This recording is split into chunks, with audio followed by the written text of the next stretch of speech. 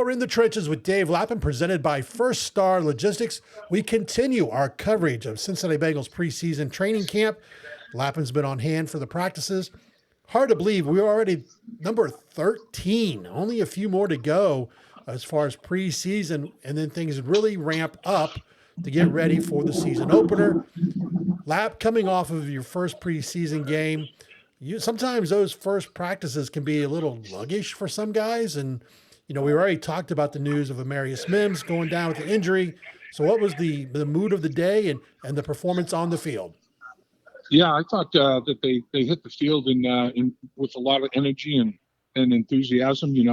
They had time off after the football game to collect their thoughts and rest up a little bit, mentally correct mistakes that they saw when they looked at tape of the football game. And I know everybody feels for Mims. There's no way that they want to see a teammate in a situation that he's in, but he's going to be, like we talked about earlier when we talked about his injury. I don't think it's severe. It's not anywhere near season ending or anything like that. There's no surgery necessary. I do think he's going to miss probably the next couple of preseason games, and then missing those joint practices. Obviously, those reps are significant and important too. But he played well, and I think he is still getting the mental reps, and not only from his coach. He's getting it from players. He's getting it from defensive players. I mean, he takes it all in. There's no doubt. I don't know if he's fighting information overload or not, but I mean, he's hitting on every resource he possibly can, and that's a tremendous sign. But the ripple effect with Mims is Trent Brown. I guess ironically, this was his first appearance in team drills, and I'll tell you, watching Trent Brown, this guy has a high football IQ as well. He's been around the league a long time, and man, for a guy his size, he moves fluidly. I mean, effortlessly. And he is. They were pulling down the line of scrimmage and hitting a one-man sled, and he almost took the thing apart. I mean, he is sudden. He basically displaced the sled like I've never seen it displaced before. I mean, he packs a punch. There is no doubt when he struck that sled, man, the sled lost. There's no doubt. And in pass protection, he did get beaten on his first set inside a little bit, but man, he makes quick adjustments, and the second pass set, he just engulfs people. I mean, he swallows them up. They disappeared. And pass rush drill as a whole, there were good efforts on both sides, offensive and defensive line on the one-on-ones, and they also did some stunts with ETs, TEs, two men picking up those kind of twists and everything, and they handled that well. They handled it well during the game as well. So all of that is all of that's good work.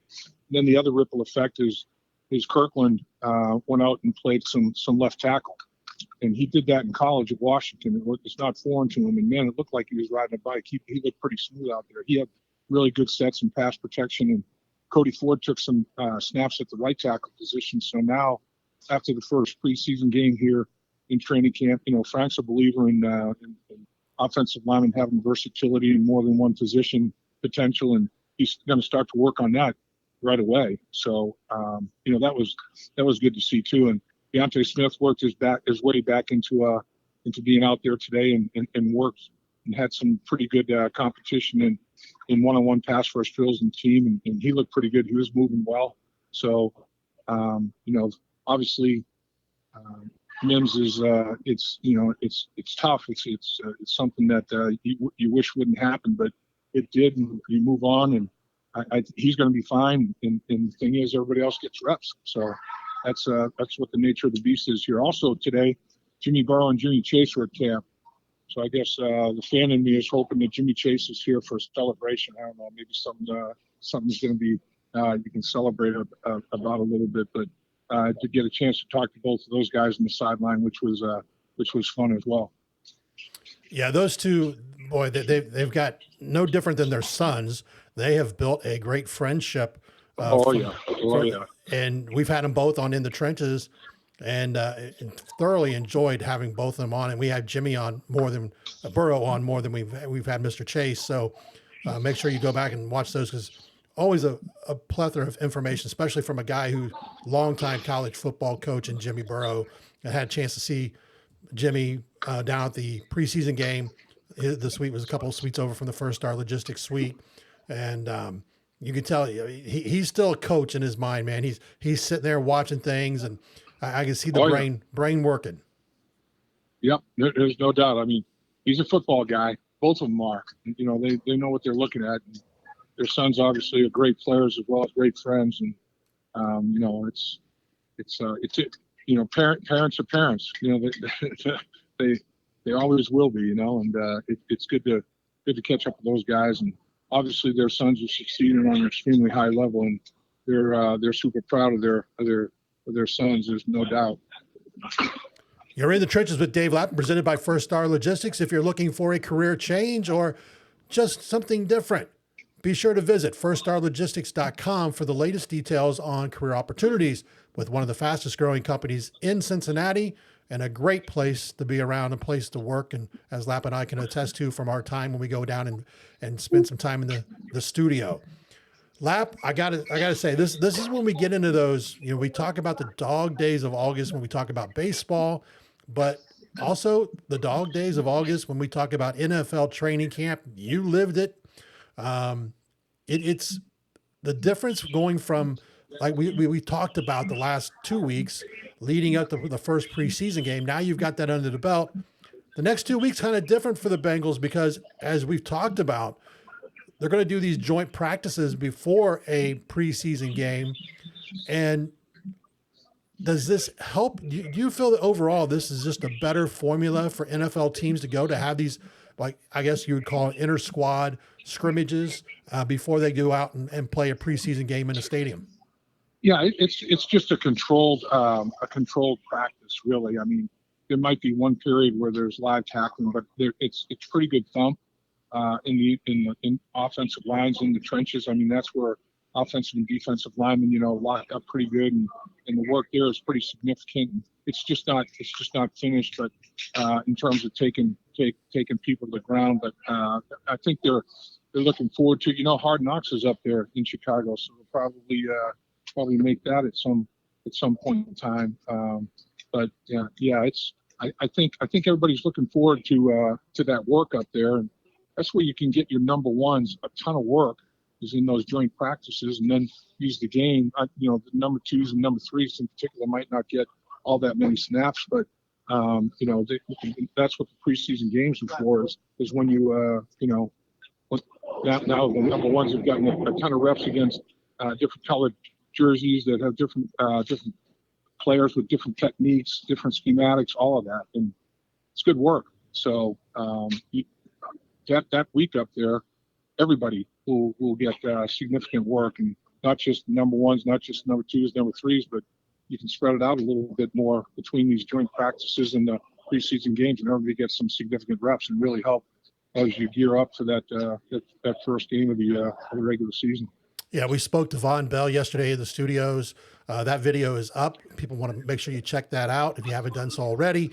And he talked about, you guys spoke about it being not just going out and doing work on the field, but this allows, when you do this type of trip, because they're actually leaving Wednesday and will be there Wednesday, Thursday, Friday, and Saturday. Goes into a team building opportunities where not just, you know, specific units, the DBs, the receivers, or the O linemen or whatever, but overall as a team, kind of like an extended road trip. You get to kind of visit. And Vaughn was very excited about going to Chicago because he already talked to some friends about reservations and places to go eat and stuff. And he was looking forward to going out with some of the guys. So did you guys ever, when back in the day of your training camps, did you ever have experiences like that? Never. No, never did anything close to that. You know, never had joint practices like that. Never traveled to another city and had joint practices. So, you know, and it's interesting. You know, now you got by position groups. The young bucks are going to have to take the older guys out to dinner, or they decide who's going to handle all that type of thing. Who's going to make the reservations, and they do it by position groups. Some they do it by, you know, crossover position groups, guys that are friends, or you want to make closer friendships, you know, off the football field. I mean, all that can happen up in Chicago. there's time for all that, and maybe watch a movie or something as a group somewhere, whatever you want to do. Spend some time together, just bond, non-football wise, get it done. I want to go back and just we had a great recap we did in the studio yesterday on the game itself, but now that you've had a couple of days to think about it, was there one area that just like was like, okay, exceeded my expectations, and then one area that like, man, they should have done so much better in that? Well, I know the one area that people are chirping about is, giving up 130 plus yards rushing on 30 whatever carries. But you got to remember, a lot of the interior defensive linemen were in training camp one day. I mean, hell, you don't even have a chance to answer your pads. You don't even have a chance to feel what they feel like, when you're going out there and you're playing, NFL football. You're playing at a high level. So, you have to factor all that in. And they were very, very thin on the inside, and guys were taking snaps that hadn't been to very many meetings and participating in practice. Like I said, hadn't really put pads on. So I think that's a major factor. You want to run the ball more efficiently and effectively? Yeah, sure. I mean, was it the offensive line some? Yeah. Was it backs missed cutback opportunities? Yeah. I mean, it's all the things that you think about in your first preseason game. So there's plenty of things to work on. There's no question about that. But overall, I thought I thought there was some pretty good performances. I'm not saying that this guy is necessarily Ray Malaluga, but man, I tell you, you got an inside linebacker that's coming downhill, making plays. 10 tackles, 7 of them were unassisted, and that's getting it done. I'm not saying Maema Njongmeta, number 45 at the inside linebacker position, is Ray Malaluga, or more than that, Vontaze Burfict. You know how instinctive Vontaze Burfict was. I mean, he never took any false steps. I mean, he kind of read it before it happened. He was coming downhill. This kid diagnoses. He sees things and diagnoses. And there's a fine line between, all right, is it that, or you don't want to be freelancing, So you got to make sure you're not freelancing. But this kid, he reads it, man. He reads it fast, and he gets downhill and makes plays. I mean, he was somebody I thought that stood out. And then, on the back end, Newton, not only did he make the interception after he got the wind knocked out of him, I mean, he's a player, man. I mean, he's on a snap-by-snap basis. He's done a lot of good things for the football team. I thought Dax Hill, again, when you watch him on tape, he was smooth. Man, he's very fluid. He got his hands on footballs. I mean, we can go on and on. I thought both from special teams, both punters had exceptional days. They both averaged over 50 yards a punt. Their net was up there over 45 yards each. I thought a guy that played very well in special teams and had good snaps there was Jordan Battle. I thought he did some things on special teams that were were noticeable. So there's always I thought Woodside was very effective in his time that he was playing quarterback for the Bengals. I thought he was decisive. I thought he eluded the rush. He extended plays. He created some winning plays. I thought he played well. I mean, you can go, up and down the tape. Everybody got a bunch of players got in the game and got to perform. That's what you're looking for. And a lot of guys took advantage of opportunities. There's no question about it. Now what you have to do is, if you did do well, compartmentalize the success. Don't think you've arrived. You got to do it again. It didn't go as well as you thought. Now you got to, fix the problems and try to put, a couple of 3 good preseason games together. So that's the nature of the beast when you're competing at this level. Yeah, I'm going to try to pronounce this. Maema Njongmeta. Njongmeta. From Wisconsin. Played at Wisconsin. Yes. Luke Fickell, he had Luke Fickell last season as his coach.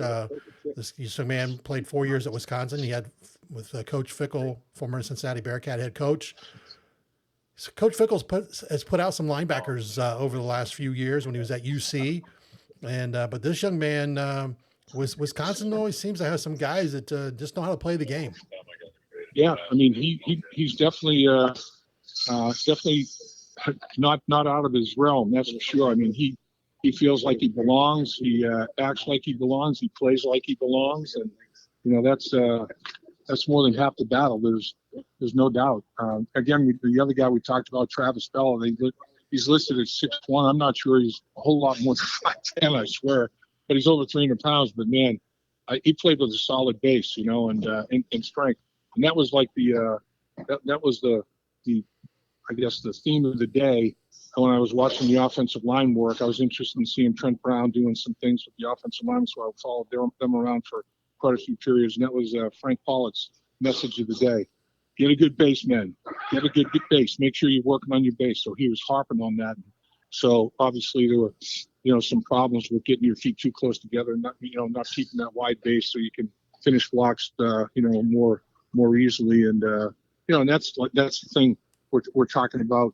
The first thing you have to do is have your feet moving in proper placement, and then finish with those hands. But if you don't get it started right with your feet and have a wide enough base to operate, then you're defeated right there. Never mind how good and strong your hands might have been on that snap. So, it's and Frank was talking after practice that he said, there's offensive line is a unique position. He goes, how many guys have you seen trying to play offensive line or defensive line in the NFL that were former, World Wrestling Federation wrestlers or shot putters or discus throwers or whatever, and they think they can go ahead and make a professional football team. And he said, you remember when he was playing and coaching over the years, the guys would jump in line to go against those guys because they hadn't played enough football. I mean, football it's a different animal. It's a different breed. There's no question about it. And that's why you go to training camp, and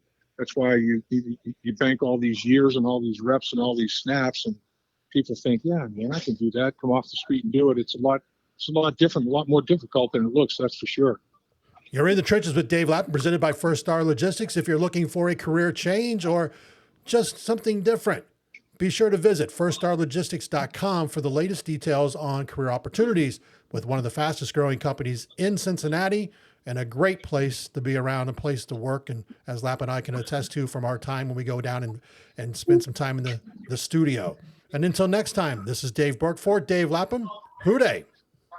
Hooday, Dave. Dave Lapham here, and every day I am grateful for my experience to have played professional football. As a player, I realized self-motivation, leadership, and appreciating your teammates are key. At First Star Logistics, you can use those same attributes to create the life you want for you and your family. Build your future by working hard like I did. You'll see results both on and off the field. Call First Star Logistics today and be part of our winning team. Opportunity knocking.